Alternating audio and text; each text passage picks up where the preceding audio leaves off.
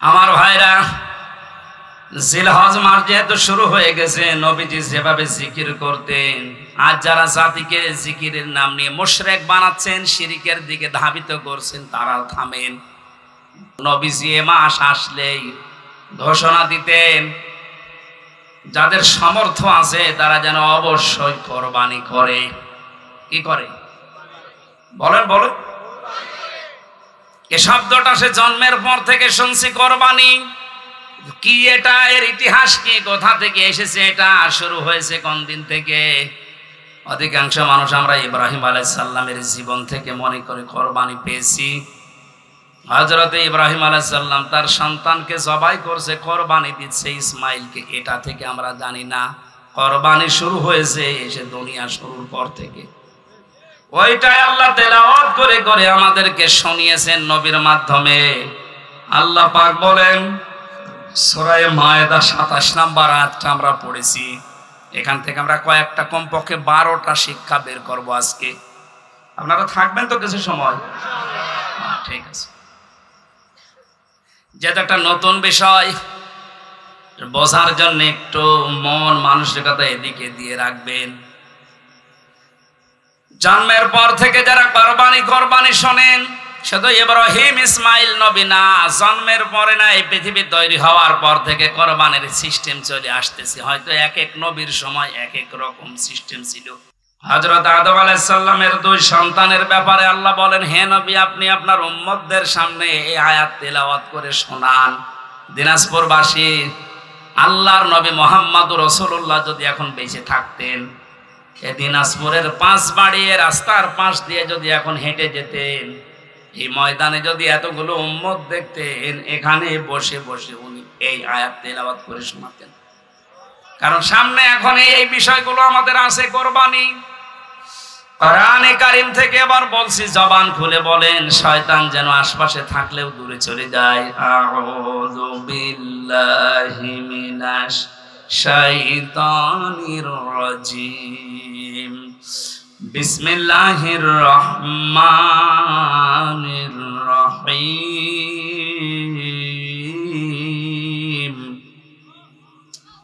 ওয়াতলু আলাইহিম নাবা বনি আদম বিল হক ইলা আখির আয়াত। সূরা মায়েদা। কোন সূরা? বলেন বলেন। মায়েদা মানে দস্তরখানা। মায়েদা মানে কি? 120টা আয়াত আছে, 16টা রুকু আছে। আমরা মাত্র একটা আয়াত, 27 নম্বর আয়াতের 1 ভাগ পড়েছি 4 ভাগের। আপনি দেখেন এর ভেতরে কত কথা লুকিয়ে আছে। যদি 1-1.5 ঘন্টা আমি এভাবে বলি, দেখবেন 1-1.5 ঘন্টায় কিছুই হবে না, মনে হচ্ছে শুরু হচ্ছে। একটা আয়াতের 4 ভাগের 1 ভাগে যদি এত কথা আল্লাহ লুকিয়ে রাখে, পুরা কোরআনে কত আয়াত আছে, কত কথা আছে, এইটা কিয়ামত পর্যন্ত হায়াত বেলা আপনি শেষ করতে পারবেন না। আর তার কাছে মানুষ আসতে চায় না।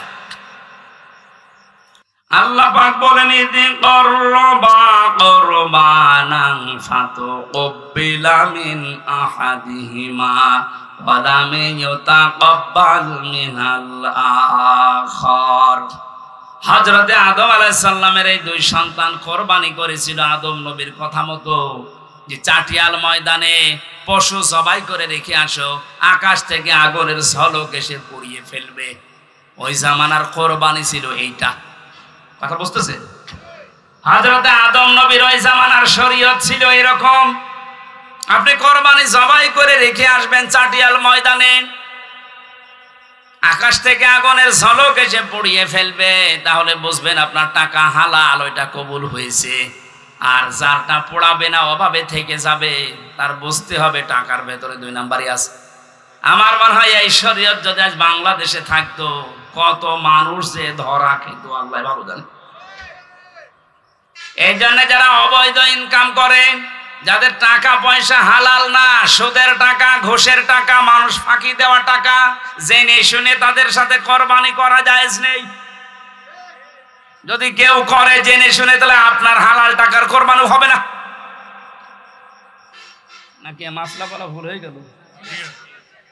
এই এলাকায় এসব আছে। আল্লাহ পাক বলেন ইদি করবা কুরবানান ফাতুকবিলা মিন আহাদিহিমা ওয়া লাম ইউতাকাব্বাল মিনাল আখার। হযরতে আদম আলাইহিস সালামের এই দুই সন্তান কোরবানি করেছিল আদম নবীর কথা মতো, যে চাটিয়াল ময়দানে পশু জবাই করে রেখে আসো, আকাশ থেকে আগুনের ঝলক এসে পুড়িয়ে ফেলবে। ওই জামানার কোরবানি ছিল এইটা। কথা বুঝতেছে? হযরতে আদম নবীর ওই জামানার শরীয়ত ছিল এরকম, আপনি কোরবানি জবাই করে রেখে আসবেন চাটিয়াল ময়দানে, আকাশ থেকে আগুনের ঝলক এসে পুড়িয়ে ফেলবে, তাহলে বুঝবেন আপনার টাকা হালাল, ওইটা কবুল হয়েছে। আর যারটা পোড়াবে না, অভাবে থেকে যাবে, তার বুঝতে হবে টাকার ভেতরে দুই নাম্বারই আছে। আমার মনে হয় এই শরীয়ত যদি আজ বাংলাদেশে থাকতো, কত মানুষ যে ধরা খেত আল্লাহ ভালো জানে। আল্লাহ পাক বলেন একজনেরটা কবুল হয়েছিল ওয়ালাম ইয়াতাকাব্বাল মিনাল আখার, আর যারটা কবুল হয়নি এই লোকটা ডাক দিয়ে বলেছে কাবিল ক্বালা লা আকতুলান্নাকা, অবশ্যই আমি তোরে আজকে আর এখান থেকে বাড়ি যেতে দেব না, তোরে মেরে ফেলবো। আজ বাংলাদেশে আপনি একটা মিলাবেন বৈধভাবে সৎভাবে, অনেকের সাথে অনেকে চরিত্র দিয়ে পেরে উঠতে পারে না, তখন তাকে রাস্তা থেকে সরিয়ে দেওয়ার ব্যবস্থা করে। এমন এমন মামলা হামলা বিপদ আপদ তার ভেতরে তারে ফেলে দেয়, সে যেন আর উঠতে না পারে। কোরআনে কারিমের সূরা নিসা 5 নম্বর পারা 15 নম্বর পৃষ্ঠার 12 নম্বর লাইনের 113 নম্বর আয়াত। বাড়িতে একটু আয়াতটা মিলাবেন। ওমায়াকেসবে খাতিয়াতান আও ইসমান সুম্মা ইয়ারমি বিহি বারিয়ান ফাকাদ হিতামালা বুহতানা ওয়া ইসমান মুবিনা। শেষ করে দেব, মেলা রাত হয়ে গেল, আমি তো এখনো খাবারই খাইনি, খাবার খাওয়া লাগবে না? ঠিক আছে, আর একটু করে খাবার নিয়ে আসে।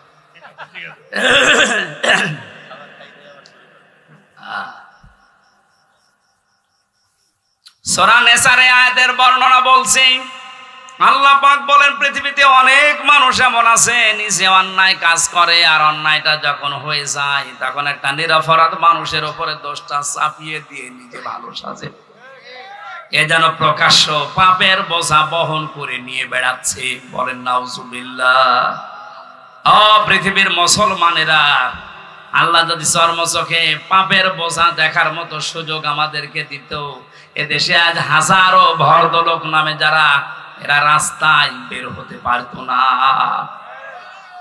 বিনা কারণে একটা মানুষের উপরে দোষটা আপনি চাপিয়ে দিলেন, অথচ লোকটাও বিষয় কিছু জানেই না। কথা বলেন না কেন? আল্লাহ তুমি আমাদেরকে বোঝার মতো রকম ঈমান এবং যোগ্যতা দান করো, বলেন আমিন। জীবন চলে যাবে, নিরপরাধ কোন মানুষকে আমরা যেন না ফাঁসাই। আপনি ওরে ফাঁসিয়ে ওর ক্ষতি করতে পারেননি, নিজে পাপের বোঝা আপনি বহন করে নিয়ে বেড়াচ্ছেন। হয়তো আজ আমাদের ওই চোখ নেই, তা আমরা দেখতে পাচ্ছি না। সাদা ধুতি পরে সুন্দরভাবে গোসল করে গোঁফ দাড়ি কেটে একেবারে ফেরেশতার মতো লাগতেছে আপনাকে।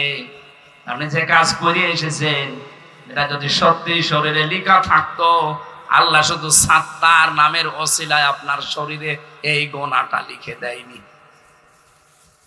উনি যদি সাত্তার নাম না নিত, তাহলে আমরা যে যে অপরাধ করি ওইটা আমাদের শরীরের বিভিন্ন জায়গায় লেখা থাকতো, রাস্তায় বের হওয়া যেত। দিনাজপুর বাসে যখন ওটা কবুল হয়নি, তখন হাত বাড়িয়েছে, আমি তোকে মেরে ফেলবো। যাকে মেরে ফেলার জন্য হুমকি দিয়েছে হযরতে আদম নবীর সন্তান হাবিল, কিন্তু আর হাত উত্তোলন করেনি মেরে ফেলার জন্য। তিনি একটা কথা শুনিয়েছিলেন ভাইকে। আজ আমরা যারা একামতে দিনের সাথে আছে, এদেশে ইসলাম কায়েম হোক, এই নেশা এই পেশা নিয়ে ঘুরি, তাদের ওই একই কথা। এত অত্যাচার, এত জুলুম, এত নির্যাতন সহ্য করার পরও আমরা পাল্টা আক্রমণ করি না। আমরা আদম নবীর সন্তান হাবিলের মতো এই কথাই বলি, ক্বালা ইন্নামা ইয়াতাকাব্বালুল্লাহু মিনাল মুত্তাকিন। হে ভাই কাবিল, তোমারটা কবুল হয়নি, এজন্য তুমি আমাকে মেরে ফেলতে চাও। আমি তোমাকে মারার জন্য হাত বাড়াবো না, তোমাকে মেরেও ফেলতে চাইবো না। ভালো করে শুনে রাখো, আল্লাহ পাক কিন্তু মুত্তাকি যারা তাদের কুরবানি দুনিয়ায় কবুল করে থাকেন। এই আয়াত দিয়ে প্রমাণ হয় সামনে কুরবানি কবুল হবে শুধু বাংলাদেশে তাদের যে মানুষগুলো দুনিয়ায় মুত্তাকি। মুত্তাকি কি? আল্লাহকে ভয় করে, এই কথা আমরা সবাই জানি। মুত্তাকি না, পৃথিবীতে মুত্তাকি হওয়ার জন্য সবচাইতে সুন্দর যে সংজ্ঞাটা আমার ব্রেনে এসেছে, আমি দেখতে পেয়েছি, পৃথিবীতে যেখানে যার যেই দায়িত্ব, ওই দায়িত্বটা সঠিকভাবে পালন করার নাম হচ্ছে মুত্তাকি। এটা আজ বাংলাদেশের মানুষ যদি বুঝে ফেলতো, এদেশের কুরবানি সবারটা কবুল হয়ে যেত।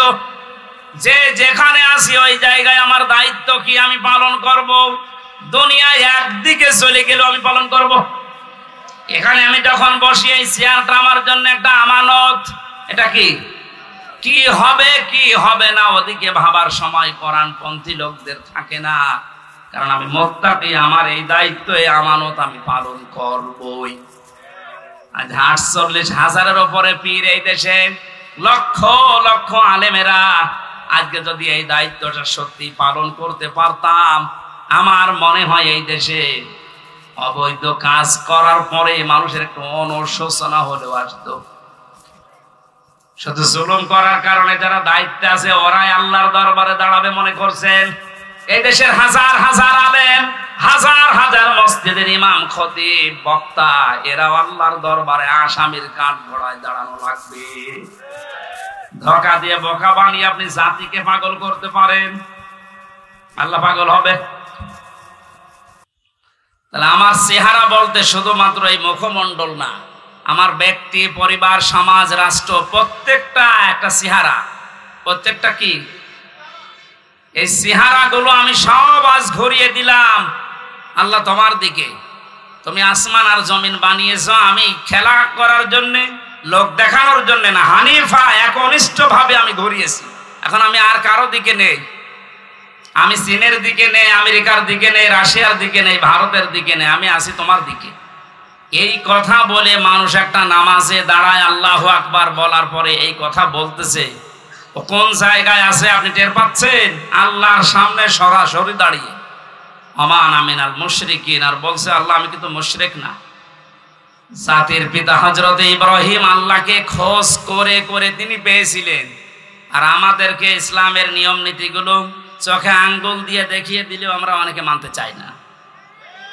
আমি এটা বোঝাতে চাচ্ছিলাম, জাহান্নামে লাজার এই দরজা তো তাদের ডাকবে যে মানুষগুলোকে সত্য জানার বড় যারা অহংকার করে ঘাড় ঘুরিয়ে দুনিয়া থেকে মুখ ফিরিয়ে চলে।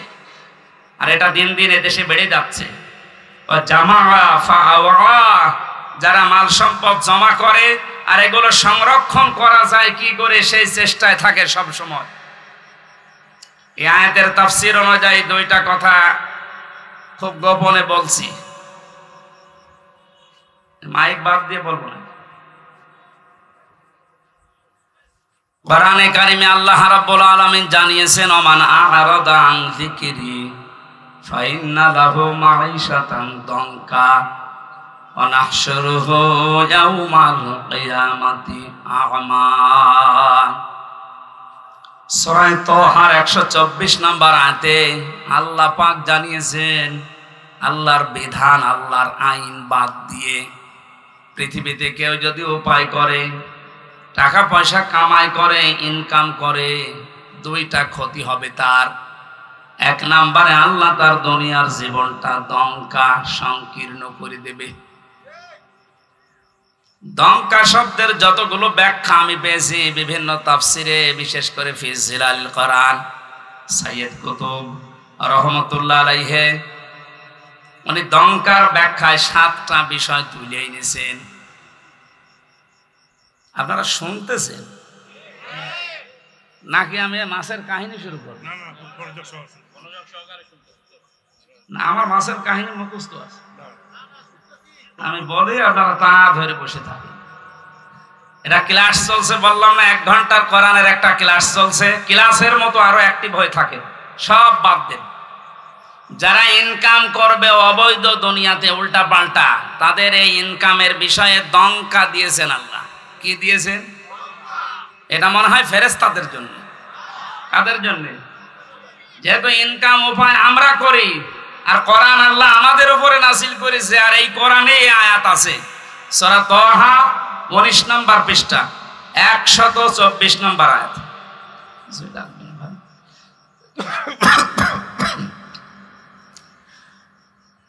যেহেতু সব শ্রেণীর মানুষ এখানে আমরা আছি, এই জন্য আয়াতটা আমরা তুলে নিয়ে আসলাম এই জামাআ ফাওয়ার ব্যাখ্যায়।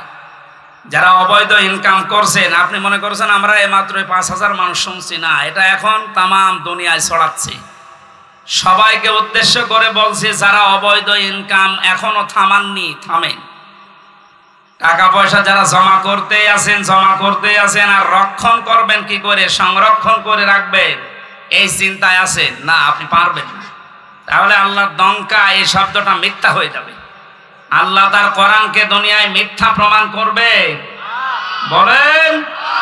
সুতরাং এর ভেতরে যা আছে কার্যকর 100 ভাগ হবে, আর এটা যে হচ্ছে আপনাকে আমি দেখাচ্ছি। দাঁড়া, দঙ্কার কয়টা ব্যাখ্যা বললাম? বলেন বলেন।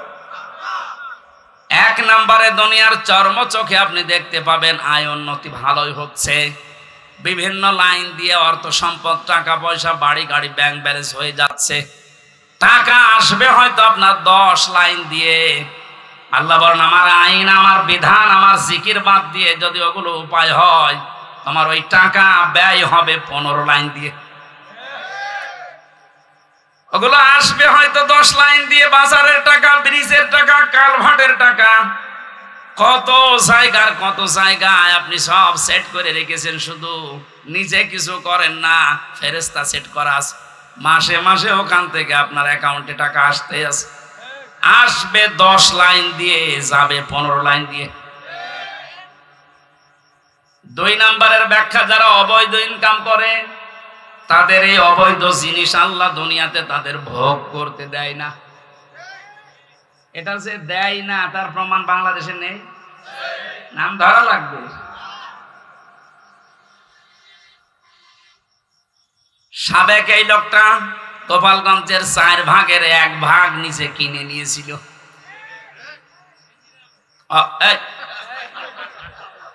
অথচ ওনার যা বেতন, উনি যদি মরণ পর্যন্ত বেতন পায়, তাও তো এই জমি কেনা সম্ভব না। একটা জেলার 4 ভাগের 1 ভাগ যদি একজনের হয়, তা আমরা কি ঘাস কাটছি?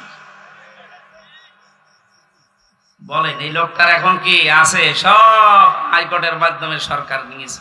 বাইরে যা ছিল সেগুলো তো বাজেয়াপ্ত। আমার মনে হয় এখন যদি অবস্থায় থাকে, কয়েকদিন পরে দুদক ডেকেছি, শেষ আবার ভিক্ষা করা না লাগে। দঙ্কায় আল্লাহর যে কথা ছিল যে দুনিয়ায় অবৈধ ইনকাম যারা করে, ওদের ওই সম্পদ আল্লাহ দুনিয়ায় ভোগ করতে দেয় না, এটা কি আমেরিকায় যে ব্যাখ্যা করা লাগবে? এ দেশে ব্যাখ্যা শুনে বোঝা যাচ্ছে না? দুনিয়ায় যারা 3 নম্বরের ব্যাখ্যা, যারা পৃথিবীর ময়দান থেকে এভাবে উপায় করে, ওদেরকে আল্লাহ অপমৃত্যু দেয়। মানুষগুলো তো ঈমান নসিব হয় না, এমন মৃত্যু হয় দুনিয়া আটকে ওঠে। আমার ঝিনাইদার একজন কয়েকদিন আগে গেছে, 200 কোটি টাকার মামলা। আপনি মনে করেন কি যে 200 কোটি টাকা আপনার এই মুরব্বীরে যদি এখন থেকে বসিয়ে দেন, মরণ পর্যন্ত শুধু গুনতে থাকবে, শেষ করতে পারবে না। 200 কোটি, এটা মানুষের কয় টাকা লাগে এ দুনিয়া চলতে? বলেন। মামলা হওয়ার পরে কি হয়েছে দেখেছেন? লাশের টুকরো খুঁজে পাওয়া যাচ্ছে না। তার মেয়ে এখন কান্নাকাটি করছে, একটা টুকরো অন্তত দেন, অন্তত লাশটা মনে করে দাফন করি, জানাজা পড়াই, তাও পাচ্ছে। কয়েকদিন আগে ভারতের কলকাতার একটা খেজুর গাছে নাকি 2টো বিচি ঝুলেছিল। অনেকে বলছে এইটা এই লোকের বিচি। আমি দেখলাম ফেসবুকে যে বিচি মানুষের অত বড় হওয়ার কথা না, এর ছাগলের বিচি হবে। হয়তো ছাগল জবাই করে বিচি এরকম ঝুলিয়ে দিচ্ছে। কোন জায়গায় আল্লাহ নামিয়েছে আপনি তাকান। আপনি এখনো অবৈধ ইনকাম বন্ধ করেন না, উল্টাপাল্টা মামলা দিয়ে মানুষকে আপনি কালার করে দিন। এজন্য এইগুলো করেন না। যারা মানুষের নামে মিথ্যা মামলা দেন, মানুষকে হয়রানি করেন, এর মাধ্যমে জুলুমের মাধ্যমে অবৈধ টাকা ইনকাম করেন, এই টাকা আপনি ভোগ করে যেতে পারবেন না। যদি করতে পারেন তাহলে এই আয়াত মিথ্যা হয়ে যাবে, কোরআন শরীফ জীবনও মিথ্যা হবে না। 2 নাম্বার আপনার অপমৃত্যু হবে, আপনি ঈমান নিয়ে যেতে পারবেন না, বেঈমান হয়ে মরবেন। এগুলো আল্লাহ একটা একটা করে দেখাচ্ছে।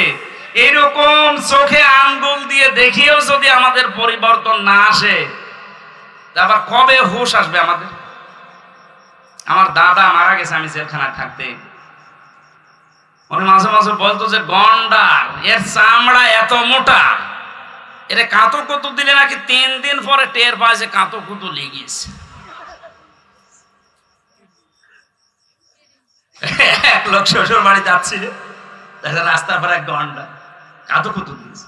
কি গো, আমারে কাঁতো কুতু দিলে আমি হাসি, আর এ হাসে না কেন? 3 দিন শ্বশুর বাড়ি থাকার পরে আসার সময় দেখছে গন্ডার হাসতেছে।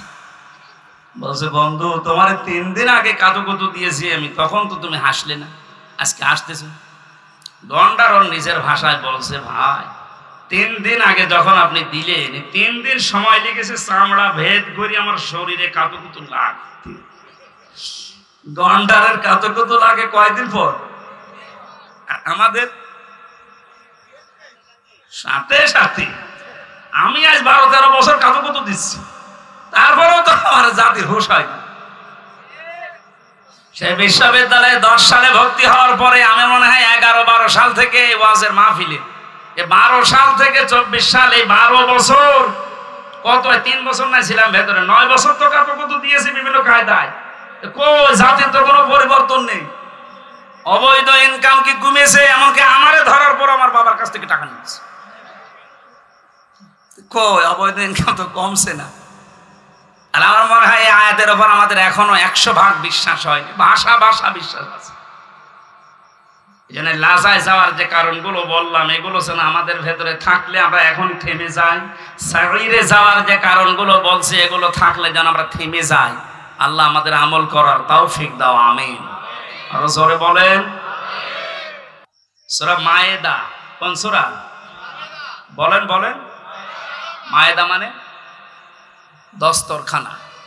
মায়েদা মানে কি? নামকরণ যেহেতু বললাম, এই জন্য একটু কথা 2-1 মিনিট বলছি। মায়েদা মানে দস্তরখানা। তামাম পৃথিবী আল্লাহ আমাদের জন্য দস্তরখানা হিসাবে বানিয়ে দিয়েছেন। নবীজি আয়াতের ব্যাখ্যা করতে গিয়ে আমি ফি জিলালিল কোরআনে পেয়েছি, বিশ্বনবী মুহাম্মদুর রাসূলুল্লাহ সাল্লাল্লাহু আলাইহি ওয়াসাল্লাম বলেন, কেউ যদি দস্তরখানা বিছিয়ে খাবার খায়, পড়ে যাওয়া খাবারগুলো যদি কেউ খেতে পারে দস্তরখানায়, তাহলে তার জান্নাতের হুরের মহরানা আদায় হয়ে যায়। এই কথা বুঝলে সুবহানাল্লাহ বলছেন তো। দস্তরখানায় পড়ে যাওয়া খাবার উঠিয়ে খেলে জান্নাতের হুরের দেনমোহর আদায় হয়। আপনি এখনো মরেননি, জান্নাত পাবেন কিনা গ্যারান্টিও নেই। অথচ 1500 বছর আগে নবীজি এই কথা আমাদেরকে শুনিয়েছেন যে দস্তরখানায় পড়ে যাওয়া খাবার উঠিয়ে খেলে জান্নাতের হুরের দেনমোহর আদায় হয়। তাহলে আমলটা যদি আজকে থেকে শুরু করি, বিশ্বাস অন্তত করতে পারবো যে আমি আর যাই হোক জান্নাত পাবো। না তো নবীজি কথা বলতেন না। দ্বিতীয় নম্বরে, আমাদের এই শরীরের ভেতরে 360টা হাড় আছে, জোড়া দেওয়া আছে, জয়েন্ট দেওয়া আছে। আল্লাহর নবী বলেন, সাহাবীরা তোমরা প্রতিদিন 360টা এই জোড়া আছে এই জোড়া রগের হাড়ের সাদগা আদায় করবা। সাহাবীরা বলেন, হুজুর আমরা এত গরিব মানুষ, প্রতিদিন সাদগা করব, টাকা পাবো কোথায়? নবীজি বলেন, 2টা কাজ করবা দুনিয়ায়, তাহলে 360টা হাড়ের সাদগা আদায় হয়ে যাবে। 1 নম্বরে, মসজিদে যদি কোনো ময়লা আবর্জনা, থুথু লালা এরগুলো কিছু পড়ে থাকে, কারো উপরে না তাকিয়ে নিজের দায়িত্ব মনে করে ওটা ফেলে দিবা। অথচ এই দায়িত্ব এখন শুধু ইমামের, মুয়াজ্জিনের আর খাদেমের।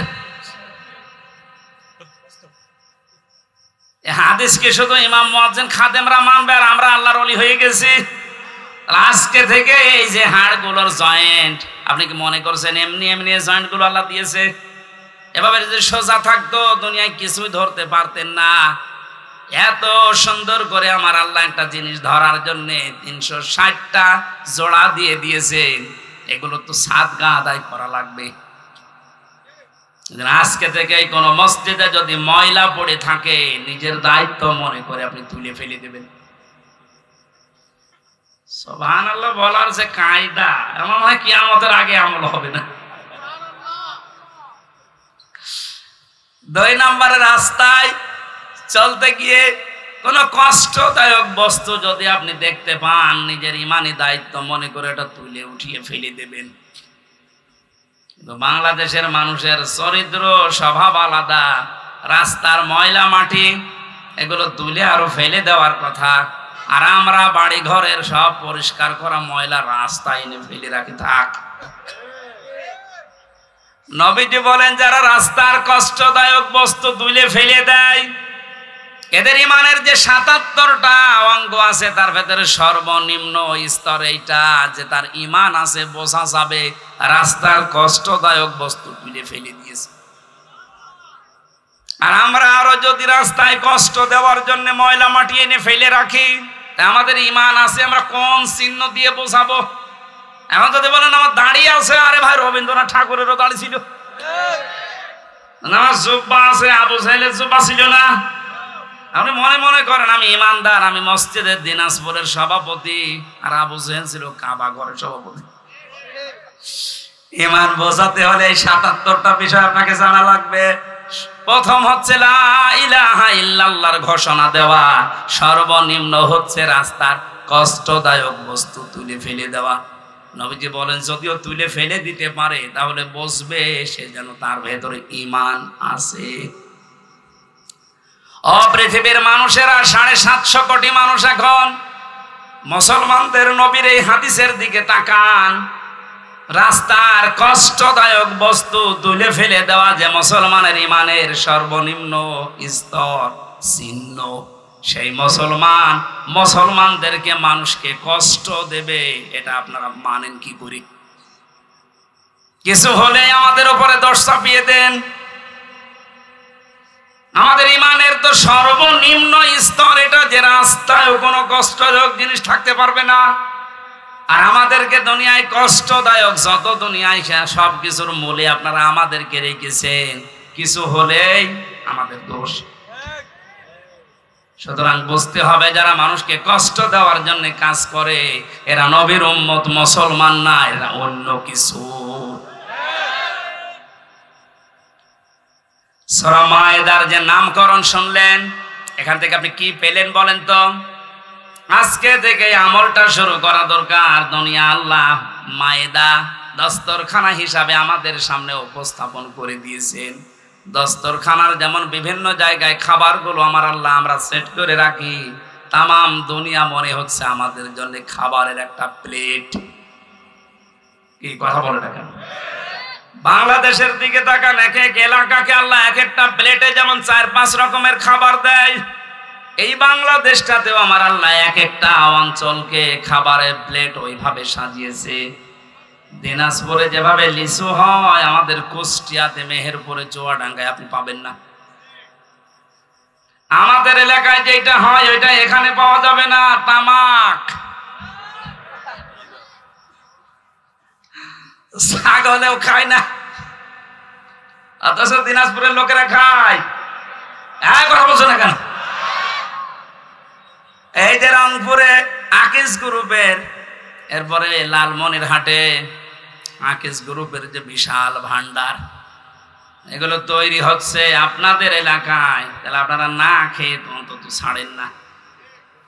বিড়ি যারা খাচ্ছেন, এই বদ অভ্যাসটা আজকে আল্লাহর জন্য বাদ দিয়ে দেবেন। কারা কারা বাদ দিতে পারবেন দেখি? বিড়ি খোর কয়েকটা আছে এখানে, আলহামদুলিল্লাহ আজকের মাহফিল সাকসেস হবে, আপনি ছেড়ে দেবেন ভাই। শুধু এ দোষ আপনারও দেয় না, আপনার স্ত্রী নেই।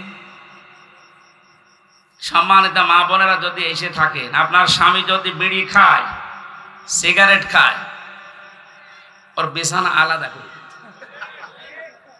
ও শয়তান থাকে কোন জায়গায় দেখবো, শেষে যে থাকতে পারবে না, বাধ্য হয়ে ওই ছেড়ে দেবে।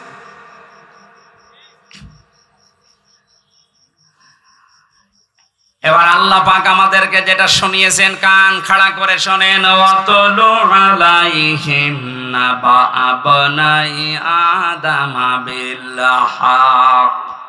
হে নবী, আপনার উম্মতদেরকে এই দিনাজপুরে যারা উম্মত দাবি করছে, তাদের সামনে আপনি আদম নবীর 2 সন্তানের কোরবানির যে কাহিনী, এটা তেলাওয়াত করে শোনান। আমার এখানে প্রশ্ন আছে, এই আমরা বাতাস দিচ্ছিল, কে আছে এখানে? এবারে আপনারা জিজ্ঞাসা করবেন, এই যে প্রথম শব্দ আমার আল্লাহ দিলেন আব্দুল্লাহ, আপনি তেলাওয়াত করেন। আলাইহিম, তাদের নিকটে, নাবা আবনাই আদম বিল হক, হযরতে আদম নবীর 2 সন্তানের যে কোরবানির কাহিনী, এটা আপনি এদেরকে তেলাওয়াত করে শোনান। কিভাবে শোনাবেন? বিল হক, সঠিকভাবে, যথাযথভাবে, সত্য যেটা ওইভাবে। এখন আমাদের প্রশ্ন আসে, আমরা 1500 বছর আগে না, এই পৃথিবী তৈরি হওয়ার পরে এই ঘটনা, হাজার হাজার বছর পরে এই ঘটনা শুনে আমরা করব কি? নাকি আমাদের এখানে কি করণীয় আছে? আল্লাহ 12টা জিনিসের পরে দিয়েছেন, আমরা দেখি। প্রথম নাম্বারে তেলাওয়াত। কি শব্দ দিয়েছেন? আরো জোরে বলেন। আমি যদি ইনাকে মুরব্বীকে বলি তেলাওয়াত করেছেন আজকে, উনি বলবে হ্যাঁ। কি পড়েছে তেলাওয়াতে? হয়তো আলাম তারা কাইফা ফাআলা রাব্বুকা বিআসহাবিল ফিল আলাম ইয়াজআল কায়দাহুম ফি তাদলিল ওয়া আরসালা আলাইহিম তায়রান আবাবিল। তেলাওয়াত হয়েছে না? কথা বুঝতেছে? আল্লাহর প্রথম শব্দ ওয়াতলু, আপনি তেলাওয়াত করে শোনান আপনার উম্মতদেরকে। ওনারে বললাম তেলাওয়াত করেছেন আজকে, উনি তো এই সূরাটা মনে করেন শোনাইছে, তেলাওয়াত হয়েছে না? পড়া কোরআনে 3টা শব্দ আমি পেয়েছি কোরআন পড়ার ব্যাপারে, কারা, রাতালা, তালাওয়া। অভিধান বেত্তা যারা আছে, এই 3টা শব্দের ব্যাখ্যায় লিখেছেন, কেউ যদি কোনো কিছু তেলাওয়াত করতে চায়, তার 4টা হক আদায় করা লাগবে। 1 নাম্বার, ওটাকে শুদ্ধ করে পড়া লাগবে। 2 নাম্বারে ওটা বুঝতে হবে আপনাকে। 3 নাম্বারে ওই বোঝা বিষয়ের উপরে আপনার প্র্যাকটিক্যাল লাইফে আমল থাকা লাগবে। 4 নাম্বারে ওইটা যেন মানুষ মানতে পারে, এই ব্যবস্থা করে দেওয়া লাগবে। তাহলে অনেকে হয়তো শুদ্ধ করে হয়তো তেলাওয়াত করেছে। 2য় নম্বরটা, এই কথা বলে না কেন? নেই।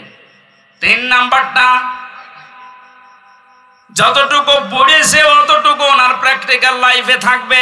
উনি তেলাওয়াত করেছিল আলাম ইয়াজআল কায়দাহুম ফি তাদলিল। হে নবী, আপনি কি তাদের এই দিকে তাকিয়েছেন? আল্লাহ হাতিওয়ালাদের সাথে কি ব্যবহার করেছিলেন? তাদের সমস্ত ষড়যন্ত্র আমার আল্লাহ কি নস্যাৎ করে দেয়নি? কায়দাহুম, কায়দা মানে কি? কায়দা বলি না আমরা, কায়দা করেছো, এই কায়দা মানে ষড়যন্ত্র। আল্লাহ কি তাদের ষড়যন্ত্র নস্যাৎ করে দেয়নি? এটা উনি পড়ার পরেই মনের ভেতরে 100% দৃঢ় বিশ্বাস রাখবে। কাবা ঘর যেভাবে আমার আল্লাহ রক্ষা করেছিলেন ষড়যন্ত্র থেকে আব্রাহার এই হাতিওয়ালা বাহিনীর, তামাম পৃথিবীতে মুসলমানদেরকে, ইসলামকে আল্লাহ কিয়ামত পর্যন্ত ভাবে রক্ষা করবে। আজ আমরা ইসলামের দুরবস্থা থেকে অনেকে সাইড কেটে চলে যাচ্ছে, দিনকাল ভালো না। তা আপনি কি পড়লেন? কোরআনের আয়াতের উপরে তো আপনার 100% বিশ্বাস এখনো আসেনি, তার মানে আপনার তেলাওয়াত হয়নি। নবীজিকে আল্লাহ বললেন আপনি তেলাওয়াত করে শোনান। তেলাওয়াত করলেই তার মানে আপনি বুঝবেন যে কি আল্লাহ বলতে চায়। হযরতে আদম আলাইহিস সালামের যে শরীয়ত আমরা শুনেছি, ওই সময় সন্তান হতো জোড়া জোড়া করে। আগের পক্ষের আর পরের পক্ষের একটা একটা করে তিনি বিবাহ দিতেন। যে মেয়েটাকে বিবাহ করার কথা তাসলিমা আর আকলিমা, হাবিলের সাথে যেটা সেটা সুন্দরী ছিল, কাবিলের সাথে যেটা ওটা চেহারা অত ভালো ছিল না। সেই পৃথিবীর শুরু থেকে মেয়েদের চেহারার উপরে মানুষের একটা চাহিদা আল্লাহ তৈরি করে দিয়েছে। এটা আমি বানালাম নাকি? সূরা আলে ইমরানের 14 নম্বর আয়াতে আল্লাহ দলিল দিয়েছেন, যুজ্জিনা লিন-নাসি হুব্বুশ শাহাওয়াতি মিনান নিসা। আমি ভালোবাসা, আকর্ষণ, মহব্বত এরকম কিছু তৈরি করে দিয়েছি, শোভনীয় বানিয়ে দিয়েছি তোমাদের কাছে 9টা জিনিসকে। তারা 1 নম্বরে তোমাদের স্ত্রী, মেয়ে লোক। মেয়ে লোকের চেহারার সাথে পুরুষের আকর্ষণ এ সৃষ্টি করেছেন কে? আর জোরে। আমাদের আদি পিতা হযরতে আদমকে আল্লাহ যখন বানিয়েছিলেন, জান্নাতের ভেতরে তার সব নিয়ামত ওকে ছিল, কিন্তু মনের ভেতরে তার শান্তি কাঙ্ক্ষিত মানের পাচ্ছিলেন না। আমার আল্লাহ মনের ভাব বোঝার কারণে তন্দ্রা দিয়ে তার বাম পাজরের হাড় খুলে একটা নারীকে আল্লাহ বানিয়েছিলেন, হযরতে হাওয়া আলাইহিস সালাম। এটা ইবনে কাসিরে আছে। এই পৃথিবীতে 4 জন মহিলাকে আল্লাহ সবচাইতে বেশি সুন্দরী বানিয়েছেন। তার ভেতরে 1 নম্বরে আমাদের আদি মাতা হযরতে হাওয়া আলাইহিস সালাম। এত সুন্দর করে আল্লাহ দুনিয়াতে আর কাউকে বানাননি। 2 নম্বরে হযরতে বিলকিস, এত সুন্দরী ছিল। 3 নম্বরে ইব্রাহিম আলাইহিস সালামের প্রথম স্ত্রী হযরতে সারা। 4 নম্বরে ইউসুফ নবীর স্ত্রী হযরতে জুলাইখা। যদিও অনেকেই কেউ কেউ হযরতে ফাতেমাতুজ জোহরার কথা জানিয়েছেন, কিন্তু আগের 4টাই প্রসিদ্ধ। হাওয়া আলাইহিস সালাম, বিলকিস, সারা, জুলাইখা। এত সুন্দর করে আমার আল্লাহ তাদেরকে বানিয়েছেন, কিয়ামত পর্যন্ত অত সুন্দরী মানুষ আর আসবে না। পরিমণিত কি কিছুই না, কারণ ওরা তো সরাসরি আমি জেলখানার পাশেই দেখেছি।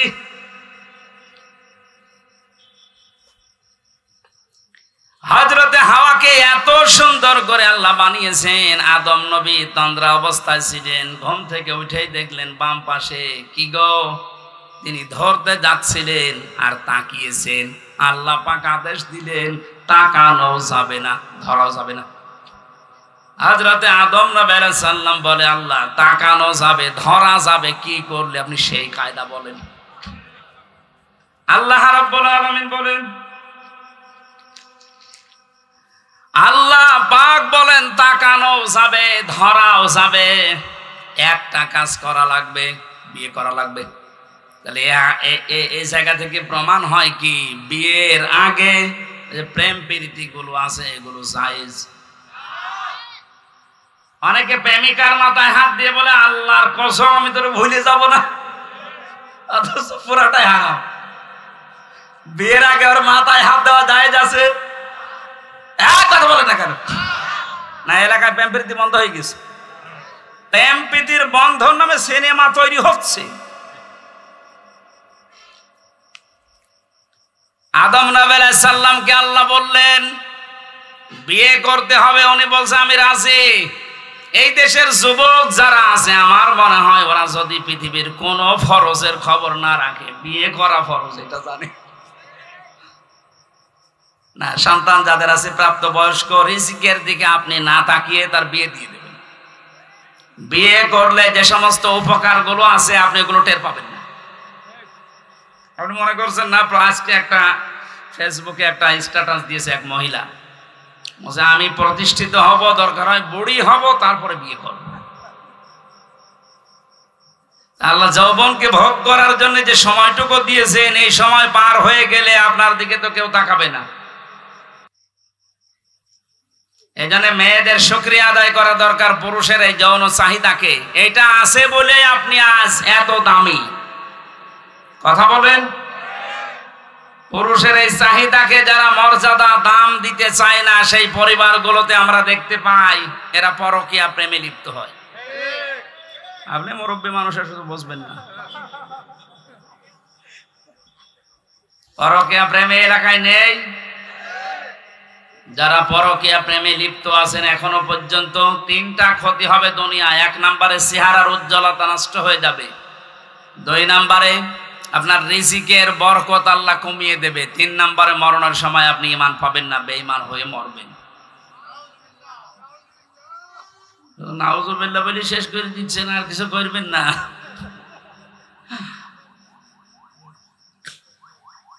হযরতে আদম বলছে, আল্লাহ আমি রাজি আছি বিয়ে করতে, তুমি ব্যবস্থা করো। বলে বিয়ে করতে হলে দেনমোহর দেওয়া লাগবে। কোথায় পাবো? কিচ্ছু নেই আমার কাছে।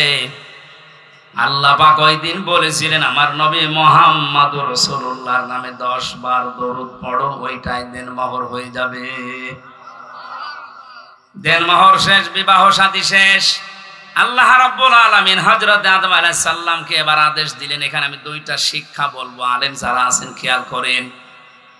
অকুলনা ইয়া আদম উসকুন আনতা ওয়া যাওজুকাল জান্নাতা ওয়া কুলা মিনহা রাগাদান হাইসু শি'তুমা ইলা আখির সূরা বাকারা। আল্লাহ পাক বলেন, আদম বিয়ে হয়ে গেছে, বউ নিয়ে বাড়ি চলে যাও। জান্নাত আমাদের বাবার বাড়ি। জান্নাত কথা বলেন না কেন? হযরত আদম আলাইহিস সালাম আমাদের বাবা, আদি পিতা। আমাদের পিতার বাড়ি আমাদের বাবার বাড়ি। তার মানে আল্লাহ পাক আমাদেরকে দুনিয়ায় জানাতে চাইলেন, এই পৃথিবীর বান্দা বান্দিরা বিয়ে করার পরে বউ নিয়ে যাওয়া লাগবে বাবার বাড়ি। অথচ কত আল্লাহর ওলি এখানে বসে আছে, ঘর জামাই থাকে। আর বিয়ে করে বউ বাবার বাড়ি নিয়ে যাওয়ার নিয়ম, আর আপনি সহ থেকে যাচ্ছেন। ঘর জামাই আছেন কারা? হাত তোলেন তো দেখি। একজন নেই। যে দিনাজপুরে এখনো ভালো আছে। আয়াতের 2 নম্বর কথা ছিল, খেয়াল করেন। কোরআনের প্রতিটা শব্দ শিক্ষামূলক। আল্লাহ বলতেন, জান্নাতে যাও, তোমার স্ত্রীকে নিয়ে তোমার বাড়িতে চলে যাও। আনতা ওয়া যাওজুকাল জান্নাতা ওয়া কুলা, এই এক আলিফটা আনাস ওয়া কুলা। আল্লাহ দ্বিবচন দিলেন কেন? আল্লাহ পাক আনতা ওয়া কুলা দিতে পারতেন না? তুমি তোমার বাড়িতে যে নিজে আগে খাবা মরণের খাওয়া, এরপরে বউকে খাওয়াবা না। আল্লাহ একবারে কোলা দিয়েছেন, আংতা দেয়নি। আল্লাহ বলেন, যে পরিমাণের খাবার, যে মানের খাবার, যেরকম দামি খাবার তুমি খাবে, ওই মানের খাবার স্ত্রীকে খাওয়ানো লাগবে। আজ নারী পক্ষ, নারী স্বাধীনতা আন্দোলন, নারী বিপ্লব পরিষদ, নারী জোট, 13টা সংগঠনে দেশে মেয়েদের অধিকার আন্দোলনে কাজ করছে। অথচ মেয়েদের সবচাইতে বড় অধিকার আমার আল্লাহ দুনিয়া তৈরি হওয়ার পরে আদম আলাইহিস সালামকে, হাওয়া আলাইহিস সালামকে দিয়ে দিয়েছে। কেন? তিনি জান্নাতের ভেতরে বলতে পারতেন না, আদম তোমার বাড়ি যেহেতু মরণের খাওয়া খাও, স্ত্রীকে যতটুকু পারো দাও, না পারো না দাও, বলতে পারতেন না? অথবা নিচের খাওয়ার পরে তারপরে বাঁচলে তাকে দেবে, তারপরে আংতা শব্দ দিয়ে পরবর্তীতে স্ত্রীর নাম দিতেন সাউজন। কই আল্লাহ তো একবারে কোলা দিলেন। ও তামাম পৃথিবীর নাস্তিক, মুরতাদ, বেঈমান, উল্টা পাল্টা নারীদেরকে বসিয়ে ইসলাম বিদ্বেষী যারা বানাতে চান, আল্লাহ পাক মেয়েদেরকে যে অধিকার দিয়েছে কিয়ামত পর্যন্ত আপনি দিতে পারবেন না। সুতরাং মেয়েরা ওদের কথা শুনে রাস্তাঘাটে নেমে মিছিল করা বন্ধ করেন। ওরা আপনাদেরকে ভোগের বস্তু বানাতে চায়, আর আল্লাহ পাক আপনাকে এই পৃথিবীর ময়দানে দামি বস্তু বানাতে চায়।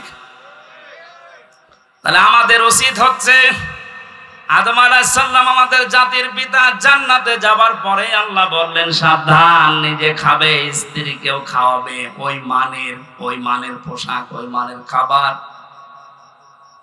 হাইসো সে তোমা, এইদিকে তাকান, হাইসো সে তোমা, যেখানে ইচ্ছা যাবে, যা ইচ্ছা খাবে। তাহলে আয়াত দিয়ে প্রমাণ হয় স্ত্রীকে সাথে নিয়ে বেড়াতে যাওয়া, ঘুরতে যাওয়া, বিভিন্ন জায়গায় যাওয়া জায়েজ আছে। হ্যাঁ, জায়েজ আছে বলে আল্লাহ শেষ করে দেয়নি। ওয়ালা তাকরাবা, সাবধান, নিকটে যাবা না। হাদিহি শাজারা, এই গাছের নিকটে। কোন গাছ? না, এখানে অনেকে এই গন্ধম গাছ মনে করে। আরে ভাই, শুধুমাত্র গন্ধম গাছের কথা যদি আল্লাহর উদ্দেশ্য থাকতো, তে আয়াত কোরআনে নাজিল করে আমাদেরকে শোনাবে কোন কারণে এখন গন্ধম গাছ আছে। তার মানে হাদিহি শাজারাতা, এটা দিয়ে আল্লাহ আরো উদ্দেশ্য আছে।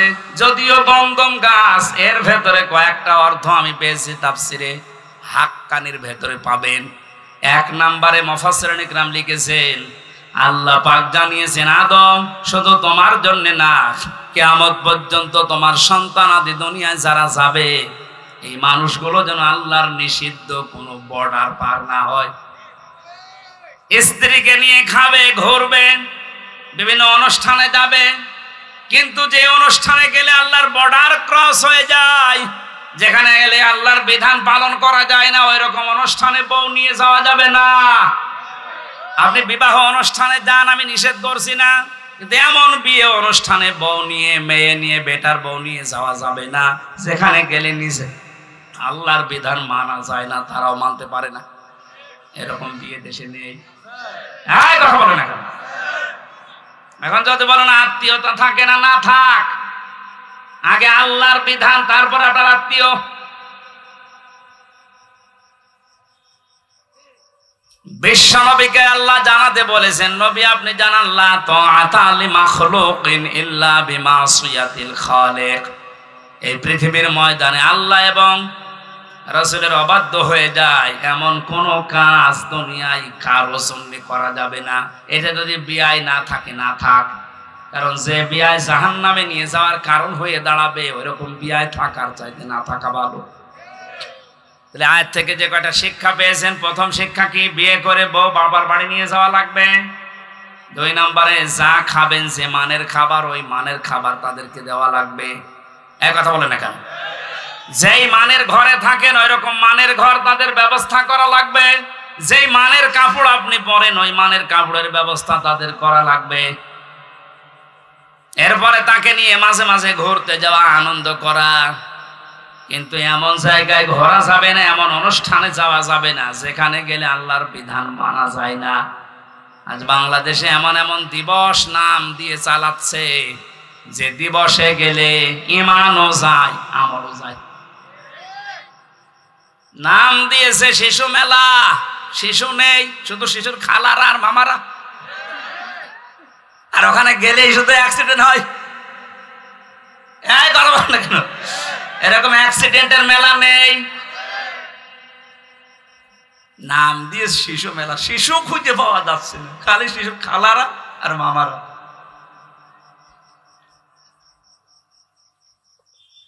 আমার ভাইরা, এই জন্য এমন কোন অনুষ্ঠানে, এমন কোন জায়গায় বউ নিয়ে আপনি যেতে পারেন না যেখানে গেলে আল্লাহর বর্ডার ক্রস হয়ে যায়, নিষিদ্ধ জায়গা হয়ে যায়। যদি যায়, আল্লাহ পাক বলেন, ফাতাকুনা মিনাজ জালিমিন, দুইজনে কিন্তু জালেম হয়ে যাবে। হযরত আদম আলাইহিস সালামের যে সন্তান কাবিলের ভাগ্যে যেই মহিলা জুটি ছিল, তাসলিমা আর আকলিমা, এই সুন্দর চেহারা নাই, এই জন্যে ওর আগের সিরিয়ালে যেটা এসেছে, এই মেয়েটাকে বিয়ে করার জন্য প্রস্তাব দিয়েছে আদম নবীকে। হযরতে আদম আলাইহিস সালাম সন্তানকে বললেন, না, এটা সম্ভব না, আল্লাহর আইনের বিরুদ্ধে কাজ কখনোই করা যাবে না। ও তখন ফোন দিয়েছে, নিজের ভাই যেটা সুন্দরী মেয়েটার সাথে বিয়ে হবে, আগে যদি ভাইকে সরিয়ে দিতে পারি, তাহলে এই মেয়েটা আমার জন্য সহজ হয়ে যাবে। এই চিন্তা ভাবনা তার ব্রেনের ভেতরে ঢুকিয়েছে শয়তান। আপনি কোরআনে যত জায়গায় কুরবানি শব্দটা পাবেন, দেখবেন তার আগে আল্লাহ নামাজের কথা দিয়েছেন, ওলে ইন্না সলাতি ওয়া নুসুকি। এই যে সলাতি ওয়া নুসুকি, নুসুক শব্দের অর্থ 3টা। সূরা আনআম 50 নম্বর আয়াত, আর সূরা হুদ 34 নম্বর আয়াত। এই সমস্ত আয়াতের পুরা বিরুদ্ধে ওই মাওলানার কথা। মাওলানা বলে ভুল হবে, কল্লা আমলি কোলে নাফসি, এ নবী আপনি বলেন যে আমার সম্পর্কে আমার কোনো আয়ত্ত নেই যে আমি ভালো করব না মন্দ করব, এটা আমার আয়ত্তে নেই। এবং এ কথা আমি বলি না যে আমি ফেরেশতা হয়ে গেছি, আল্লাহর ধন ভাণ্ডার আমার কাছে আছে আর আমি গায়েবের খবর তোমাদের বলতে পারি, এ কথা আমি বলি না। কে বলছেন বলেন তো? আল্লাহ নবীজিকে দিয়ে কথাগুলো বলাচ্ছে যে আপনি বলেন যে আমি গায়েব জানি না, আল্লাহর ধন ভাণ্ডার আমার কাছে নেই আর আমি ফেরেশতাও না, আমার কাজ কি, আমার কাছে ওহী আসে, আমি এইটা তোমাদের কাছে প্রচার করি, এইটাই আমার কাজ। অথচ আল্লাহর ধন রসুলকে দিয়ে আল্লাহ গেছে গায়েব হই। সমস্ত উল্টাপাল্টা কথা যারা জিকিরের নাম দিয়ে আজ চালাচ্ছে জাতির ভেতরে, কোরআনের আয়াতের বিরুদ্ধে গেলে মানুষ কাফের হয়ে যায়, মুশরিক হয়ে যায়। কি হয়ে যায়?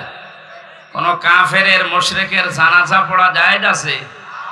এখন যারা জেনারেল শিক্ষিত মানুষগুলো, বিশেষ করে নবনির্বাচিত চেয়ারম্যান সহ যারা বসে আছে, এ কথা বললে ওনারা ধারণা করবে এক হুজুর আর এক হুজুরের বিরুদ্ধে বলছে, ও হুজুর ওরে বললে গুনাহ হবে, ওর তো আর ঈমানই নেই, ও তো কাফের হয়ে গেছে। কোন কাফেরের মুশরিকের জানাজা পড়া জায়েজ আছে? কেউ যদি জেনে শুনে কোনো হারাম কাজ করে তারও ঈমান নষ্ট হয়ে যায়। আমি জেলখানায় 3টা বছর পার করে আসলাম, কয়েকদিন আগে এসেছি। মাওলানা মামুনুল হক আমার সাথে ছিল। যতদিন ওনার সাথে সকালে আর দুপুরে খাবার খেতাম, মাঝে মাঝে আমারে বলতো, হামজা যদি বাইরে যেতে পারি জীবনে কোনো কাফের মুশরিকের জানাজা পড়াবো না, যাবো না। আমি বললাম এইটা নিয়ে আপনি এত কঠিন? এটা কোরআনের সরাসরি নির্দেশ। বিশ্বনবী নিজের চাচা মুশরিক ছিল, আবু তালেব। কি ছিল বলেন বলেন? সে যখন মারা যাচ্ছিল তার কাছে যে বলেছিলেন, ইয়া আম্মি আবি তালিব লা ইলাহা ইল্লাল্লাহ হাজ্জুল লাকা ইনদাল্লাহি ইয়াউমাল কিয়ামা, বুখারী শরীফের হাদিস। হে চাচা, আপনার জলে বলা লাগবে না, আপনার কানের কাছে শুধু মুখ নিয়ে বলেন যে লা ইলাহা ইল্লাল্লাহ মুহাম্মাদুর রাসূলুল্লাহ বলার দরকার নেই, কারণ ওইটার সাক্ষী তো আমি হয়েছি। আপনি শুধু আল্লাহর একত্ববাদের এই স্বীকার আমার কানের কাছে মুখ নিয়ে করেন, আমি কিয়ামতের দিন আল্লাহর কাছে ঝগড়া করে আপনাকে জান্নাতে নিব। পাশে দাঁড়িয়েছিল আবু জেহেল আর আবু সুফিয়ান। ডাক দিয়ে বলে, নেতা পড়বা? সারা জীবন বাপদাদার ধর্ম অনুসরণ করলে এখন ভাতিসারে নতুন ধর্ম গ্রহণ করে কলঙ্কিত হবা।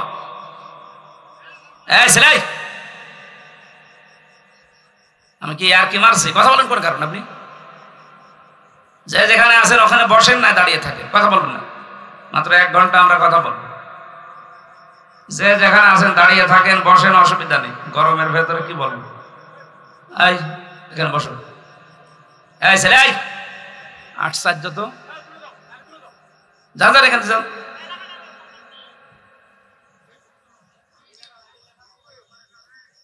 এটা কি ডিজে গানের অনুষ্ঠান? আপনি লিখে দিয়েছেন কি? এটা পুরা এখন ইবাদত চলছে। এ মানুষগুলো এত বড় গুরুত্বপূর্ণ কাজ সব বাদ দিয়ে, এত ব্যস্ত মানুষ যদি এখানে বসে থাকতে পারে চাতক পাখির মতো, আপনি সলিমতি কি হয়েছে আপনার? একটা কথা বলে দেখেন, এবার আসল নাম বলে দেব, একেবারে নিশ্চয় হয়ে যাবে।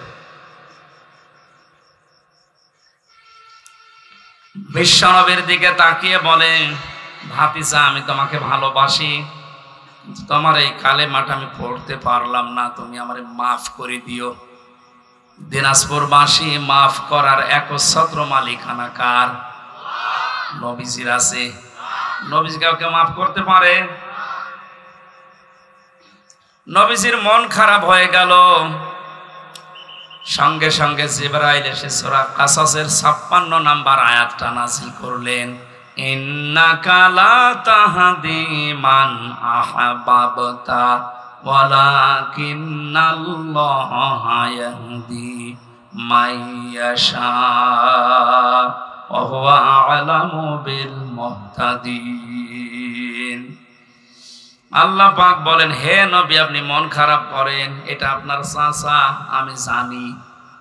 এ সারা জীবন আপনাকে কোলে নিয়ে কাঁখে নিয়ে চুমা দিয়ে লালন পালন করেছি, আমি দেখেছি। হেদায়েত আপনার হাতে ছেড়ে দেয়নি যে যাকে ভালো লাগে তাকে দিয়ে দেবেন। এটা আমি আল্লাহ আমার নিজের হাতে রেখেছি। আমি যাকে ভালোবাসি, আমি যাকে মনে করি, ইচ্ছা করি, তার হেদায়েত দেয়। আর আমি আপনার চাইতে ভালো জানি যে হেদায়েত পাবে কে। আপনি আপনার চাচা মনে করে বারবার চেষ্টা করছিলেন যে কানের কাছে মুখ নিয়ে হলেও অন্তত একবার বললেও আপনি তারে জান্নাতে নিয়ে যাবেন আমার সাথে বলে। কিন্তু লোকটার অবস্থা তো আমি জানি।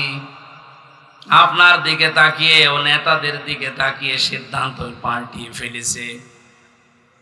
এই অবস্থায় মারা গেল। নবীজি আবু তালিবের কবরের পাশে দাঁড়িয়ে পর্যন্ত দোয়া করেছিলেন, হে আমার মাবুদ, আমার চাচা আবু তালিবকে তুমি মাফ করে দাও।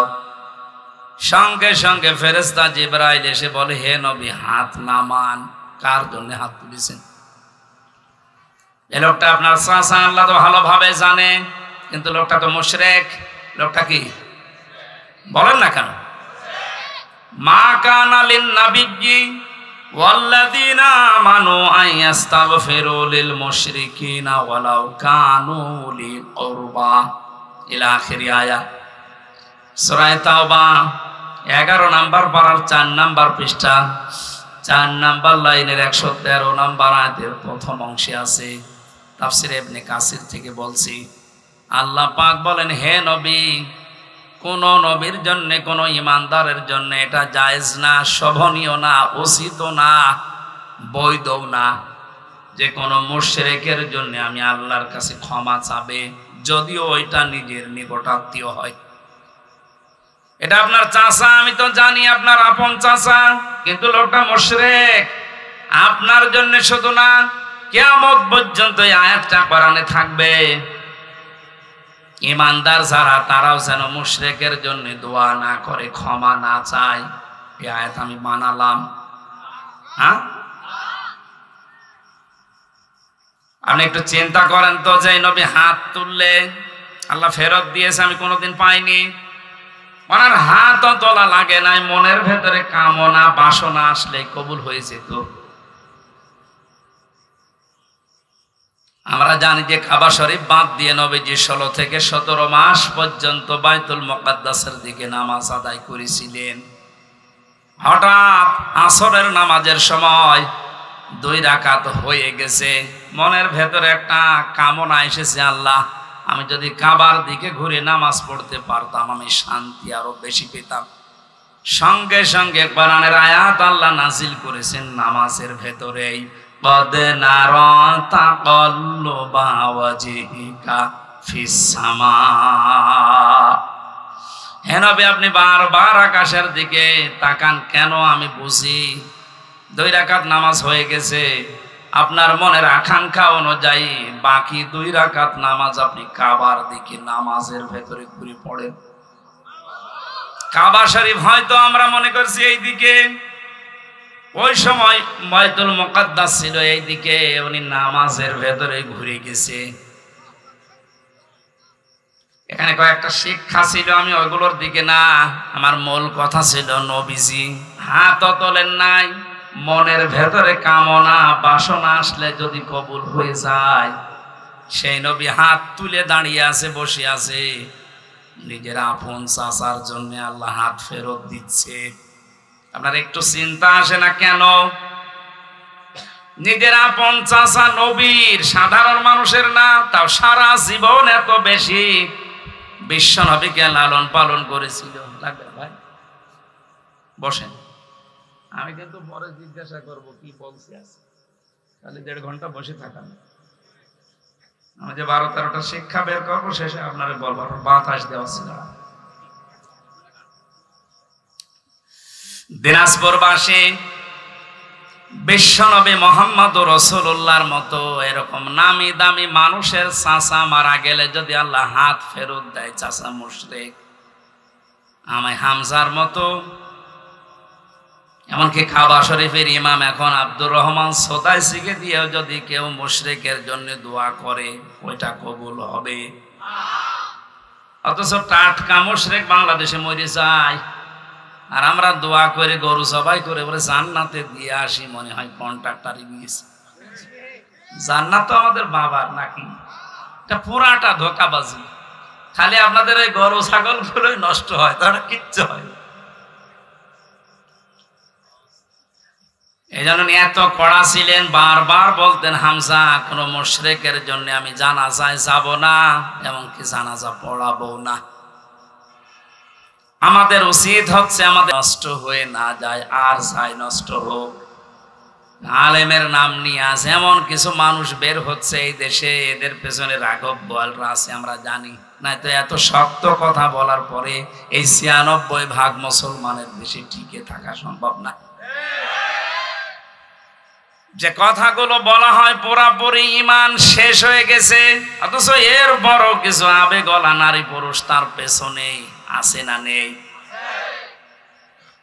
বাংলার মুসলমানেরা হুশ আপনাদের কবে আসবে আমি জানি না, এখনই আপনাদের বিবেককে কাজে লাগান। ওয়াকালু লাউ কুন্না নাসমাউ আও নাকিলু মা কুন্না ফি আসহাবিস সাঈর। সূরা মুলকের 10 নম্বর আয়াতটা একটু ভালো করে খেয়াল করেন, আল্লাহর কথা। জাহান্নামে সাঈরের দরজা দিয়ে যখন মানুষ প্রবেশ করবে, দারওয়ান ফেরেশতা মালিক জিজ্ঞাসা করবে যে কেন এসেছেন আপনি জাহান্নামে সাঈরে। আমি এর আগে অনেকবার বলেছি জাহান্নামে একটা, জাহান্নামের দরজা 7টা। নিয়ে আসেন, আসেন যারা দায়িত্বে আছেন, এ থানার ওসি সম্মানিত ওসি ফরিদুল স্যার তো আসতেছেন, আসেন আমাদের স্টেজে আসেন, চেয়ারে নিয়ে। আমরা যে কথাটা বলছিলাম, শিরিক যদি কোনো মানুষ করে, এ লোকটা যদি মুশরিক সত্যি সত্যি প্রমাণ হয়ে যায়, এর জানাজা পড়া, এর জন্য দোয়া করা হারাম। আর কেউ যদি জেনে শুনে কোনো হারাম কাজ করে, তার ঈমান নষ্ট হয়ে যায়। এ পর্যন্ত বুঝেছেন? সুতরাং যারা জাতিকে আর শিরিকের দিকে ধাবিত করছে জিকিরের নাম নিয়ে, জিকির হবে কার নামে বলেন তো? আল্লাহ বাদ দিয়ে কেউ যদি আলী বাবা, শাহ আলী বাবা, দয়াল বাবা, পাগলা বাবার নামে জিকির করে, ও শিরিক করছে না? আর শিরিক করলে তাকে বলা হয় মুশরিক। আর মুশরিকের জানাজা পড়া, দোয়া করা জায়েজ আছে? এখন তো ফতোয়া আপনারা দিতে পারবেন। এই জন্য জিলহজ মাস শুরু হওয়ার পরে নবীজি যে 2 নাম্বার কাজ বেশি করতেন সেটা জিকির, কিন্তু এটা হওয়া লাগবে কার নামে? আরো জোরে। জিকিরের শব্দ আমরা কোরআন হাদিসে পেয়েছি মাত্র 4টা, সুবহানাল্লাহ, আলহামদুলিল্লাহ, লা ইলাহা ইল্লাল্লাহু, আল্লাহু আকবার। জিকিরের শব্দ কয়টা বলেন তো? জিকিরের সিস্টেমও আছে 4টা। যেমন তেমন ভাবে যা তা করে আপনি করবেন, এটা ইবাদত হবে না। কারণ এই জিকির তো আর খেলা তোলা জিনিস না, এটা একটা ইবাদত। এটা কি? নামাজে দাঁড়িয়ে যেমন এদিক ওদিকে তাকালে নামাজ হয় না, কথা বললে নামাজ হয় না, হাসলে নামাজ হয় না, হয়? বলেন। নামাজের ভেতরে যদি মনও এদিক ওদিকে চলে যায়, আমলে কাসির হয়, তাও নামাজ হয়। তাহলে ওটা যদি ইবাদত হয়, জিকিরও কি? জিকির যদি ইবাদত মনে করে কেউ করে থাকেন, শব্দ হচ্ছে জিকিরের, আবার বলেন তো কয়টা? বলেন। সিস্টেম 4টা। 1 নম্বরের শব্দ হচ্ছে আযকুর রাব্বাকা ফি নাফসিকা তাদাররুআ ওয়া খিফাতা ওয়া দুনাল জাহরি মিনাল কওলি ইলা আখিরি আয়াত। সূরা আরাফের 205 নম্বর আয়াতের প্রথম অংশে আছে, হে নবী আপনার রবকে আপনি যখন ডাকবেন মনে মনে ডাকবেন। কিভাবে? দিনাজপুরবাসী এটা রেকর্ড হচ্ছে, কালকে সারা দুনিয়ায় ছড়াবে। সবাইকে উদ্দেশ্য করে বলছি, জিকির যেহেতু ইবাদত, আরে জিলহজ মাস আসলে নবীজি এটা বাড়িয়ে দিতেন। সুতরাং পদ্ধতি নেওয়া লাগবে নবীর কাছ থেকে, কোনো বাবার কাছে না। 1 নম্বরে শব্দ কি?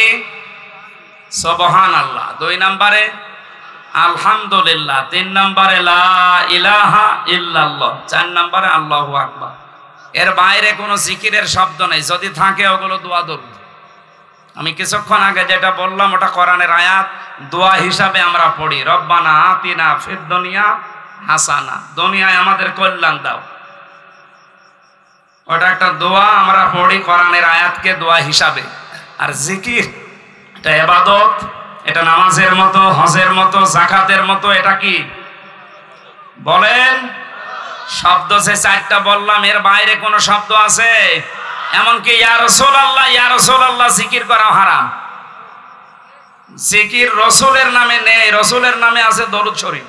রসুলের নামে কি জিকির? শুধুমাত্র করা লাগবে কার নামে?